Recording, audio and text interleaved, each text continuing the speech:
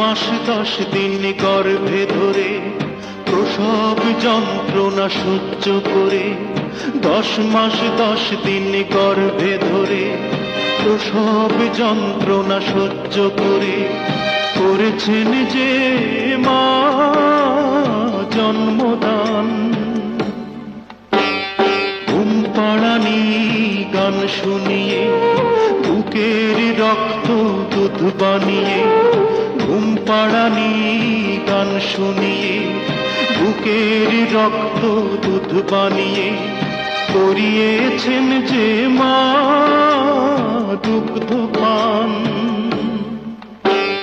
যে মা ছিল বাড়ির রানী সে মা হলো কেন চাকরানী? কোন পাষণ্ড করেছে কাজ? হায়